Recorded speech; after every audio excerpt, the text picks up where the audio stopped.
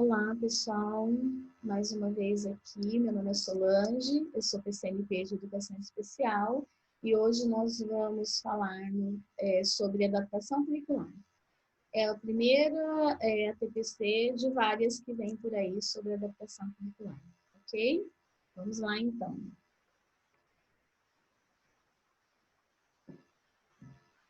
Bom, qual o objetivo geral dessa ATPC? Nós temos como objetivo orientar os professores em todas as suas disciplinas específicas, os professores da sala de recursos, professor itinerante, professores auxiliares e gestores das unidades escolares sobre a adaptação curricular para os alunos que apresentam deficiência intelectual.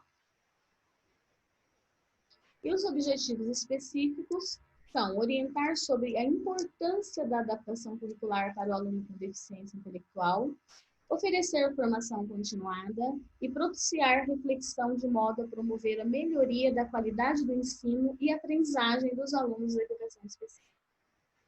Vamos lá.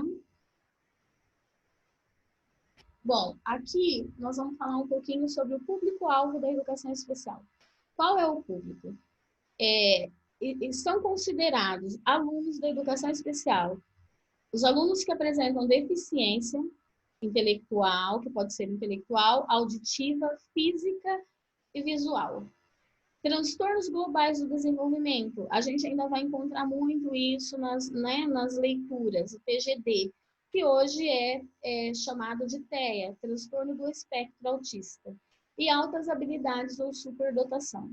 Então, esse é o público da educação especial. Não entra TDAH, dislexia, transtornos ou outros transtornos de aprendizagem.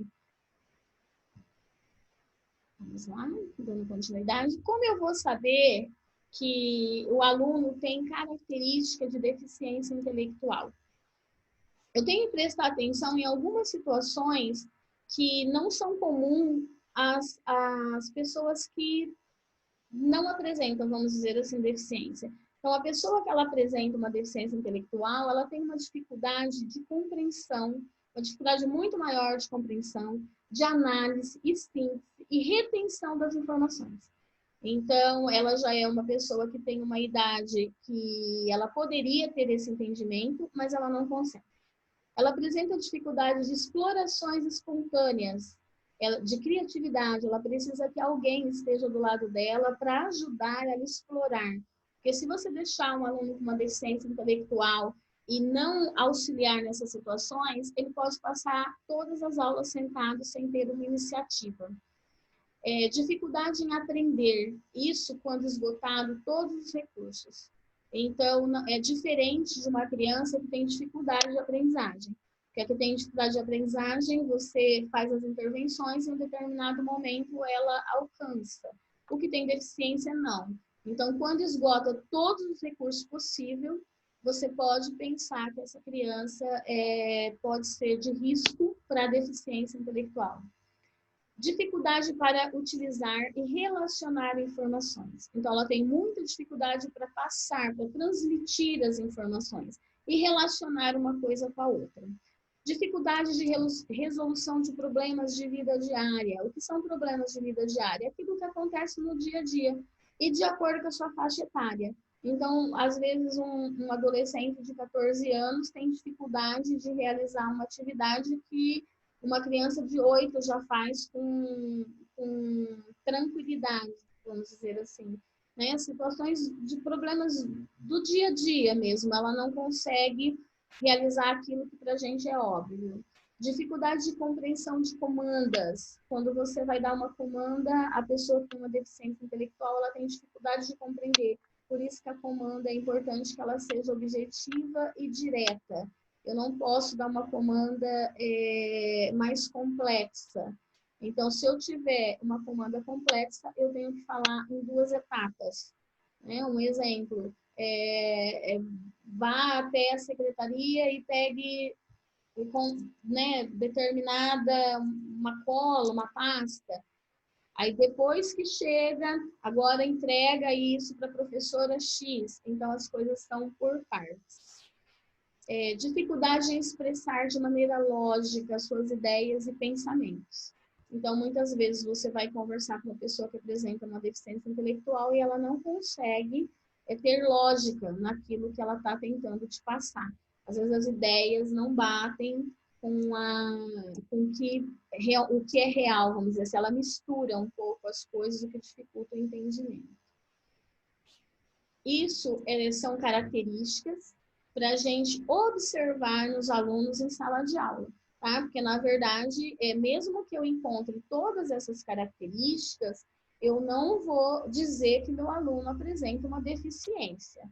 Isso serve para que eu possa encaminhá-lo para um médico, neurologista, um psiquiatra, uma psicóloga, para fazer a avaliação. Isso é só para a gente conseguir ter uma ideia de observação de em qual momento eu posso encaminhar essa criança para uma avaliação. Então, antes de encaminhar todas as crianças que eu acho que tem algum problema, eu vou analisar essas características. Porque, às vezes, a gente encaminha uma criança para uma avaliação somente porque ela não consegue ler. E não conseguir ler não significa que ela tem uma deficiência intelectual, porque muitas pessoas com deficiência intelectual, elas são alfabetizadas, elas leem, mas apresentam outras dificuldades. Então, essas características servem para a gente se atentar a que tipo de aluno eu vou encaminhar para uma avaliação. Bom, aqui nós vamos falar um pouco sobre o currículo, né? O currículo. Não existe modelo de atividade para alunos A ou B. As atividades para todos os alunos, elas têm que estar contextualizadas com o trabalho do professor. Ou seja, quando falamos em adaptação curricular, falamos em currículo. E currículo é um instrumento de trabalho de cada professor em sua área de atuação. Por que a adaptação curricular ela é responsabilidade do professor na sua disciplina? Porque um professor especialista, ele é formado nessa área específica. Então, ele não tem condições de fazer as adaptações em todas as disciplinas. Ele não tem formação em língua portuguesa, ciência, história, geografia, é impossível. Então, o professor, na sua disciplina, conhecendo o seu aluno, ele vai adaptar essa atividade. E por que não existe modelo de atividade para aluno A ou B? É impossível isso, porque cada aluno tem sua particularidade. Então, quando se fala em currículo, a gente pensa assim, por que não é feito um currículo, né? Eu já ouvi bastante essa questão, por que não é feito um currículo especial, específico para o aluno com deficiência? Porque é impossível, porque a pessoa com deficiência, ela pode ter a mesma deficiência, mas ela pode ter necessidades diferentes. Então, não significa que uma pessoa autista, que tem o autismo, ela vai ser igual ao outro que também tem autismo. Então, eu não posso oferecer a mesma atividade para duas pessoas ou três que têm o mesmo diagnóstico, porque ela tem o mesmo diagnóstico, mas às vezes a sua necessidade é diferente. Então, a necessidade de um pode ser maior do que a do outro, o outro pode estar alfabetizado, o outro não. Por isso que uma atividade ela não serve para todos. Por isso que é impossível a gente fazer um trabalho desse tipo. E eles precisam que essas atividades estejam contextualizadas. Então, é muito importante que o professor, na hora que for fazer a adaptação, a adaptação ela não é como se diz assim, uma atividade diferenciada. Eu vou adaptar aquilo que eu estou trabalhando. Se eu estou falando de determinado assunto para os meus alunos, eu vou falar com esse também, mas de uma forma diferente, dentro daquilo que ele precisa. E às vezes eu tenho uma atividade excelente, muito boa, só que aquela atividade não serve para aquele aluno, porque ou ele está além ou ele está aquém aquela atividade.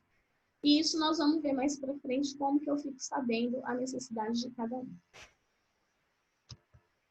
Bom, quais são as premissas para a adaptação curricular? O que eu preciso primeiramente entender para eu conseguir fazer uma adaptação curricular? Primeiro passo, conhecer o aluno. Como que eu conheço esse aluno? Né? Da mesma forma, às vezes a gente assusta quando se diz, então agora eu tenho que saber da vida do meu aluno, eu tenho que só dar a minha aula. Eu fui formada, eu estudei para isso. E agora eu tenho que saber da vida dele? Quando eu digo conhecer o aluno, é da mesma forma que vocês conhecem todos os alunos da sala. Então, se eu tenho um aluno com uma deficiência, eu preciso, antes de chegar na sala, eu preciso saber qual é meu público, quantos alunos eu tenho, se eu tenho algum aluno com deficiência, e saber um pouco sobre ele. Como eu vou ficar sabendo isso? Através do anexo 1. Nós temos um anexo 1, que a escola é orientada a realizar. Quando nós temos sala de recurso com professor especializado, ele faz esse anexo 1 desse aluno. Quando não, é a própria coordenação, com o apoio dos professores da unidade escolar. E nesse anexo 1 tem toda a história de vida do aluno, desde a gestação até a idade atual. Então, no anexo 1 vai estar dizendo se ele nasceu de 6 meses, se ele ficou na incubadora, se ele teve icterícia, se ele teve algum problema de saúde, com quantos anos com que idade ele saiu da fralda. Nós temos casos de aluno que saiu da fralda com 5 anos. Com que idade ele começou a andar, com que idade ele começou a falar. E tudo isso faz muita diferença. Às vezes o aluno começou a falar com 7 anos, já teve casos, assusta, mas quando eu leio o histórico do meu aluno, eu consigo entender por que ele está naquele estágio.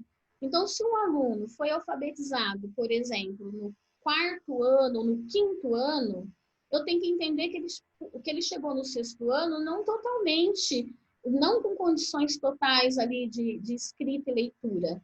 Se ele falou aos 7, é natural que ele vai ter dificuldade de leitura e escrita, né? Então, se ele teve atraso em todo o seu desenvolvimento neuropsicomotor, ele vai ter atraso na aprendizagem também, ok? Então, é muito importante a gente conhecer esse aluno que a gente tem antes da gente ofertar qualquer atividade. Às vezes é um aluno que tem uma dificuldade motora, que impede a escrita. E eu já vi bastante casos de professor falar, mas ele consegue, vamos insistir que ele consegue. Não funciona assim. Às vezes ele teve uma paralisia cerebral e os membros superiores não funcionam adequadamente. Então a mãozinha é atrofiada. E aí eu vou fazer com que ele escreva?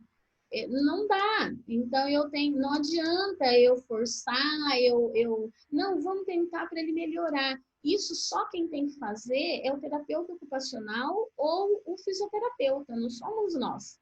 Então, a gente tem que dar condições para esse aluno fazer essas atividades de uma outra forma.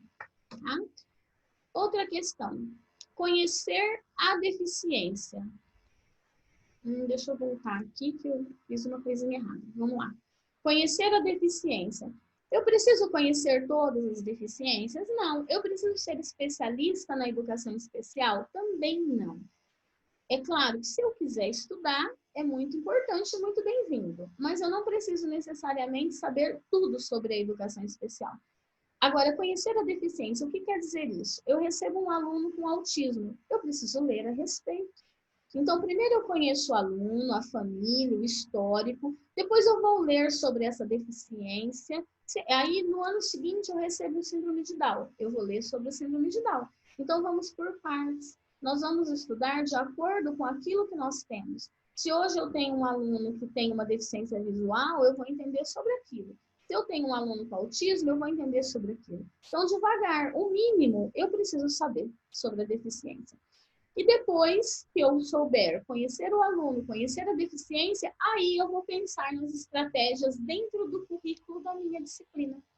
Então, se eu tenho um aluno que não sabe ler, não sabe escrever, está no 6º ano, no 7º, até no ensino médio, nós temos casos assim. Então, o que eu vou pensar para oferecer para ele dentro do currículo na minha disciplina?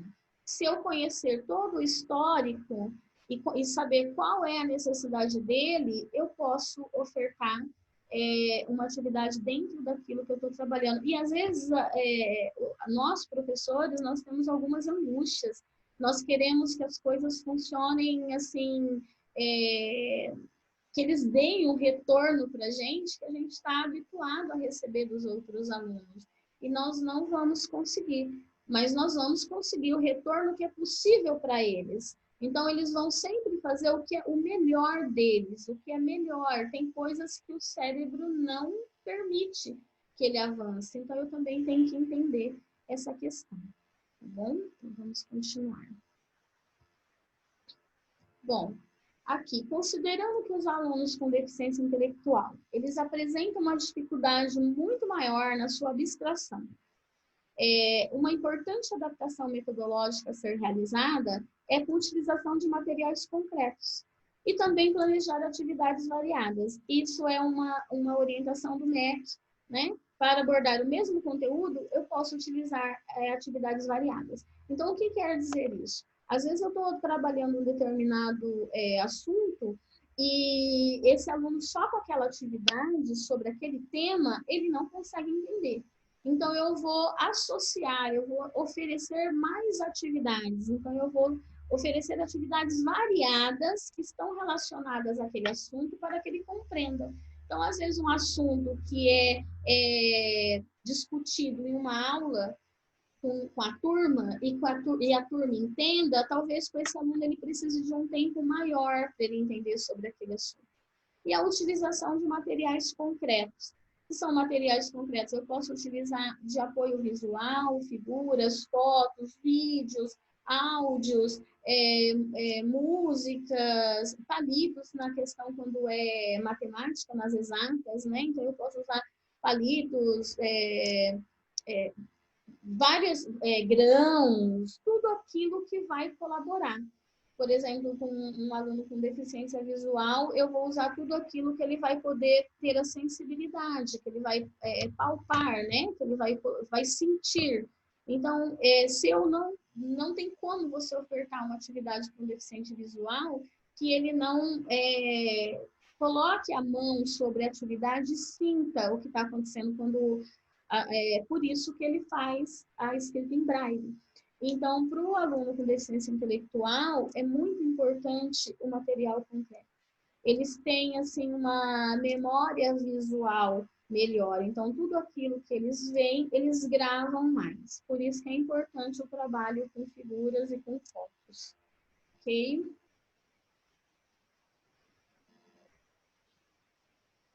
Bom, e aqui nós chegamos em como eu posso elaborar uma boa adaptação curricular. O que eu queria dizer para vocês é que é muito importante que primeiro a gente conheça todo esse funcionamento.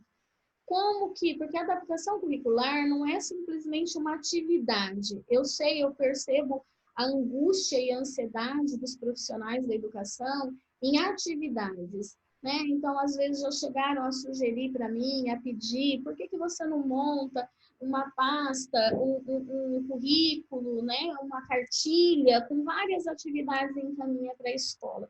Porque a angústia é a atividade. E a gente precisa primeiro entender como funciona. O mais importante do que ofertar atividades é eu conseguir entender a necessidade desse aluno. Que nem sempre eu vou precisar oferecer uma atividade escrita. Às vezes, uma maneira que eu mudo a situação, às vezes uma mudança do móvel já ajuda esse aluno na realização das atividades em sala. Então, o que é muito importante para eu elaborar uma boa adaptação?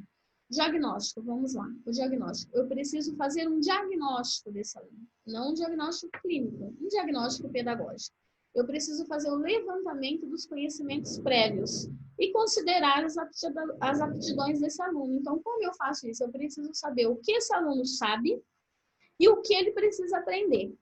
E isso o professor da sala de recursos faz muito bem. Quando eu não tenho professor da sala de recurso, eu volto à situação que é para o professor da sala, o coordenador, professor coordenador, com o apoio dos professores das disciplinas. Então, primeiro, eu faço lá uma atividade de sondagem, vamos dizer assim, né? Eu vou levantar os conhecimentos prévios desse aluno e também as aptidões. Às vezes, ali na investigação, você descobre que esse aluno gosta de poema, ele gosta de música, ele gosta de filmes, ele gosta de dançar. E você descobre que ele não tem outras questões. E aí vem o anexo 1, que foi que eu disse para vocês anteriormente, que é a avaliação inicial. O anexo 1 completo, bem feito, ele te dá todas as informações necessárias para você trabalhar com esse aluno. Chegando na escola, quando eu vou dar aula, eu sabendo que eu tenho um aluno com alguma deficiência, eu preciso solicitar o anexo 1 para conhecer esse aluno. E uma coisinha que eu gostaria de dizer, não é aluno de inclusão, tá, gente? Eu não tenho aluno de inclusão. E eu não tenho aluno portador de necessidade especial. Eu tenho aluno com deficiência. E nem aluno especial. A gente não precisa desse termo. Todos os alunos são especiais. Esse aluno apresenta uma deficiência. Ele tem uma deficiência. Ele não porta, porque quando eu porto algo, eu carrego, eu posso deixar em qualquer lugar. Então, eu estou portando um notebook, eu estou portando uma arma, eu estou portando uma mala, a hora que eu não quero mais, eu deixo ela no canto. E a deficiência não tem isso, ele não consegue deixar, a deficiência está nele, né? Então, ele não porta, ele tem a deficiência. Então, não tem problema nenhum em dizer o deficiente físico, deficiente visual, ou cego, né? O surdo, o deficiente, não tem problema. Então, evitar a questão do aluno de inclusão também é muito importante, porque a inclusão todos nós somos incluídos, né? E o deficiente está no meio aí dessa inclusão. Então, quando eu digo, eu tenho um aluno de inclusão, eu já estou fazendo uma diferença, eu já estou agindo de forma com um certo preconceito, até mesmo sem perceber. Então, uma diquinha aí para vocês, tá? Então, olha aqui uma fala muito interessante de Blanco. Conhecer bem os alunos, o que implica? Implica interação e comunicação intensa com eles, uma observação constante dos seus processos de aprendizagem e uma revisão da resposta educativa que lhes é oferecida. Esse conhecimento é um processo contínuo, que não se esgota no momento inicial de elaborar a programação anual. Então, eu programo, eu faço o anexo 1, que ele é feito todo ano, mas é um conhecimento de um processo contínuo. Eu estou todos os dias conhecendo o meu aluno, assim como todos os outros, não é verdade? E aqui a gente vem com uma explicação maior sobre o currículo. Né? O currículo, o que é? Nada mais é, quando eu falo em adaptação do currículo, nada mais do que eu adaptar algo para uma necessidade diferente. Então, o currículo foi feito para uma turma específica, né? Para uma, vamos dizer assim, uma turma específica. E não não tem como fazer um currículo para o deficiente. Então, a adaptação, ele não deixa de ser o currículo, mas eu uso de adaptações para que ele possa corresponder às necessidades daquela pessoa que apresenta alguma deficiência. Há muito tempo, o currículo foi entendido como um conjunto de informações sequenciadas.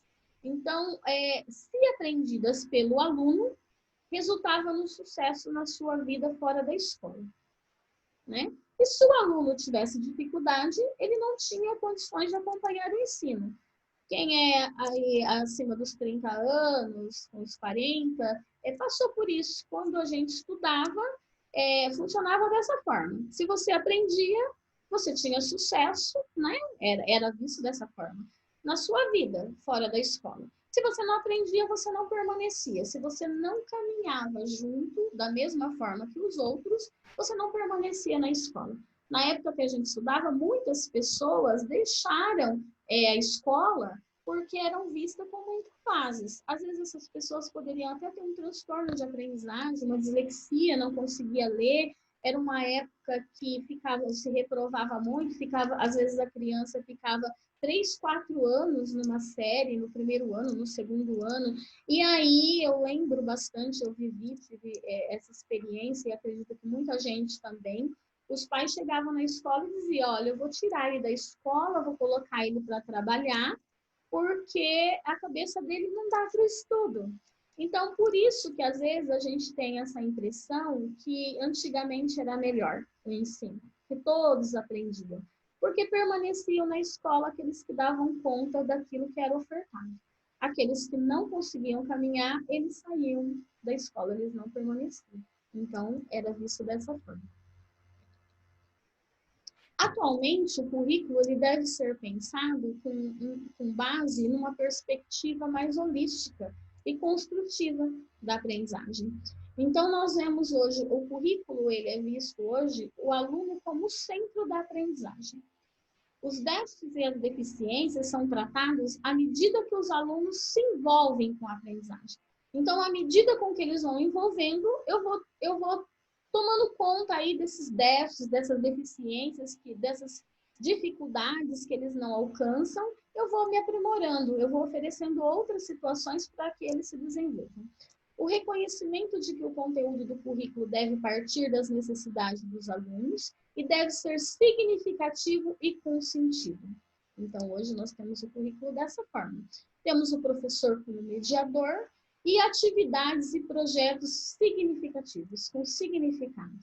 Né? Então, é uma maneira bem diferente do currículo anterior. Né? Vamos lá.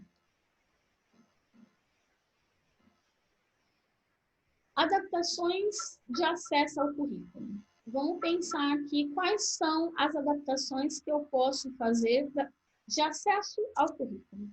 Lembrando, gente, que aqui eu estou explicando para vocês o início. Como que eu começo a pensar numa adaptação curricular. E nas próximas nós vamos mostrar para vocês alguns exemplos de adaptações também. Então, como eu posso fazer? Eu tenho que criar condições físicas, ambientais e materiais para o aluno na sua unidade escolar de atendimento. E às vezes a gente pensa que é muita coisa, não é não. Então, eu estive uma vez numa escola, eu conto os exemplos porque eu acho interessante. Eu estive uma vez numa escola e a professora fez grupos de alunos, não é? Que é muito indicado a dupla produtiva, e a professora fez esses grupos, e tinha um aluno com autismo, e os alunos formaram o grupo, e esse aluno, ele permaneceu sentado de costas para a lousa, né? Então, qualquer aluno que não tem uma deficiência, ele sabe que quando a professora for se dirigir à lousa para explicar, ele vai virar a cadeira para olhar. Mas esse aluno, ele não tinha essa autonomia. Ele não tinha. Então, do jeito que ele ficou, ele permaneceu. Então, o que precisava ter feito? Só o olhar de colocar ele num sentido que ele visualizasse a lousa. Ou então, chegar a tocar no ombro dele e falar, vira a cadeira. Então, ele permaneceu a aula toda daquele jeito. Porque ele precisava desse ajuste. Então, não são grandes coisas. É isso que a gente precisa pensar. As adaptações, elas acontecem a todo momento e de qualquer forma. Então, eu preciso ter esse olhar cuidadoso. Eu preciso propiciar os melhores níveis de comunicação e interação com as pessoas com as quais convivem na comunidade escolar. Então, todos têm que estar envolvidos. A escola toda tem que estar envolvida. Esse aluno não é só do professor especializado. Ele é o aluno do professor das disciplinas, ele é aluno do diretor, coordenador, do pessoal da cozinha, do pessoal que fica no corredor. Ele é aluno da escola. Então, ele precisa ter uma boa interação e todos, é importante que todos conheçam as necessidades, porque senão, enquanto um trabalha a favor do desenvolvimento desse aluno, o outro acaba atrapalhando sem querer, acha que está ajudando, mas acaba atrapalhando, e o trabalho que é conquistado, que é muito demorado, que às vezes demora muito para a gente conquistar algo muito pequeno, ele é perdido por um ato de um outro profissional que acha que está colaborando. Favorecer atividades e participação, favorecer a participação nas atividades escolares, importantíssimo isso. Então, os alunos vão apresentar, esse aluno também tem que participar de alguma forma. Se a única forma que ele consegue é segurar o cartaz na hora da apresentação, ele vai segurar o cartaz. Mas se eu sei que ele tem condições de falar sobre o assunto, ele pode falar sobre o assunto. Ele precisa participar. Então, tem gincana, tem competição, eu preciso inserir esse aluno nas atividades, em todas as atividades. Eu posso propiciar o mobiliário, equipamentos específicos necessários e também salas adaptadas. Aí já demanda um pouco mais de apoio. Quando a gente precisa de uma cadeira, de uma mesa adaptada, a gente às vezes precisa solicitar o apoio da diretoria, que precisa solicitar a secretaria e assim vai, mas a gente precisa. Tá? Verificar os resultados obtidos a partir dos ajustes, das adaptações. que implementamos para saber o que fazer em seguida. Então, o que é isso? Eu ofereço uma adaptação e percebo que aquela adaptação não foi adequada. Pode acontecer. Eu planejo, eu já li o anexo 1, eu conheço o aluno, eu vou lá na minha casa, faço uma adaptação, né? Ou na TPC, no momento que eu tenho aí para fazer as minhas atividades, faço a adaptação e ofereço para esse aluno. Só que daí ele não corresponde. Ou ele faz em 2 minutos, ou ele não consegue fazer. Então, eu vou perceber que isso precisa de ajustes. Se ele fez em 5 minutos a atividade que eu ofertei, é que ele tem uma capacidade muito maior, eu posso dificultar. Se eu ofertei uma atividade que ele não conseguiu compreender, eu vou analisar e pensar o que eu posso fazer para a próxima. Aqui tem uma figura muito bacana que eu gosto sempre de colocar, acho que todas as orientações eu coloco, o pessoal já deve ter visto várias vezes, mas nós temos professores novos, coordenadores novos, e eu achei importante a gente falar sobre ela. Então, aqui tenho 2 concepções sobre igualdade de direito, né? E quando a gente fala em igualdade, a gente pensa em igualdade, mas também em equidade, que é diferente. Então, muita gente fala assim, não é direitos iguais? Então, ele também tem que obedecer, porque às vezes tem o horário do banheiro, vamos supor. E aí a criança quer ir antes. Mas ele tem que obedecer porque ele tem que ser tratado como igual. Mas aí eu tenho que saber a necessidade desse aluno, se ele tem algum problema que o impede, ou até mesmo uma falta de controle do esfíncter que impede ele de aguardar. Então, tudo isso é um cuidado. Essa imagem aqui, ela deixa bem claro em relação ao que é igualdade de direitos. Então, por exemplo, eu ouço muito assim, eu vou facilitar para ele, o outro não recebe nada facilitado, e eu vou facilitar para ele? Não, eu não vou facilitar nada. Eu vou dar condições, eu vou oferecer possibilidades de aprendizagem. Nós olhando aqui na primeira imagem, nós vemos 3 crianças. Foi ofertado para as 3 o mesmo nível, né? A mesma coisa, vamos dizer assim. Igualdade de direitos. Então, eu acredito que eu tenho que ser da igualdade. Será que aqui tem igualdade de direitos? Eu dei um caixote para cada um, mas se eu for observar, o primeiro, ele conseguiria assistir o jogo sem caixote nenhum. Ele não precisaria. O do meio, um caixote é o suficiente. Mas o terceiro, o caixote não adiantou, não serviu, não mudou, não resolveu. Então, isso aqui é uma falsa igualdade. Né? Então, tá bom, ofereci igual para todos, mas eu consegui dar condições para todos? Não. Então, eu venho aqui na segunda figurinha, né? Na segunda parte. O que não precisa do caixote, eu retirei o caixote e ofereci para aquele que precisa, que um caixote só não era suficiente. Então, aqui sim, igualdade de direitos, porque todos estão tendo a oportunidade de assistir o jogo, diferente dessa primeira questão.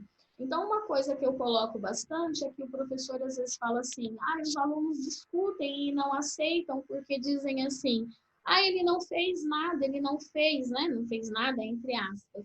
E ele tirou nota, então eu também não vou fazer. E o professor às vezes me questiona e diz assim, como que eu vou lidar com a sala que questiona isso? Eu vou falar, é porque ele é deficiente, eu já ouvi, né? O professor falar assim, eu falo para a sala que é porque ele é deficiente, então ele tem nota.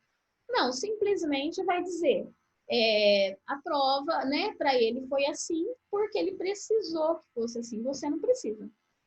Você não precisa que a sua prova seja adaptada porque você consegue fazer de outra forma, né? Da forma comum. Agora, ele precisa. E a nota, se ele tirou uma nota alta e não fez a mesma atividade que o outro, que de repente tirou uma nota menor, esse aluno, ele fez o melhor que ele pôde. Não é porque ele não quis fazer melhor. O cérebro não conseguiu ofertar mais que aquilo. Já o aluno que não tem nenhuma deficiência, ele poderia muito mais.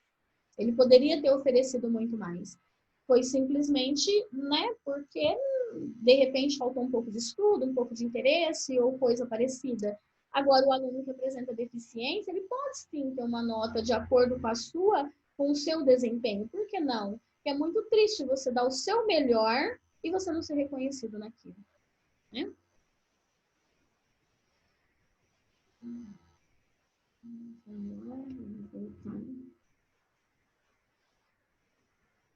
Bom, aqui vem o documento dos registros das adaptações curriculares.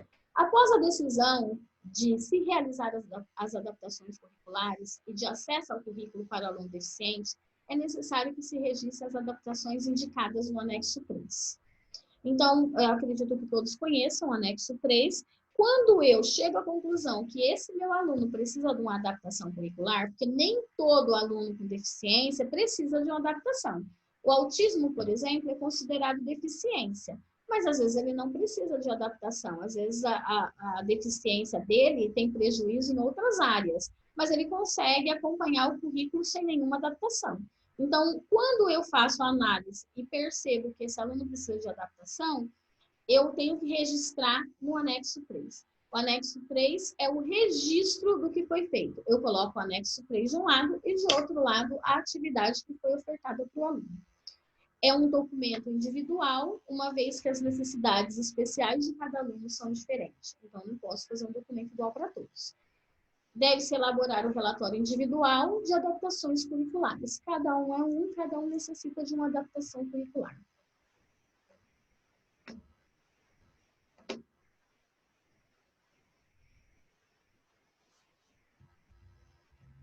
Vamos pensar aqui num currículo apropriado para a pessoa com necessidades educacionais especiais. Né? O currículo apropriado é a idade cronológica, o currículo tem que ser apropriado à idade cronológica do aluno. Então, se o aluno é um adolescente, eu não posso ofertar atividades infantilizadas. Ele sabe que ele é um adolescente. Então, eu tenho que pensar, independente da deficiência dele, eu tenho que respeitar a idade cronológica. Então, tratá-lo de acordo com a sua idade.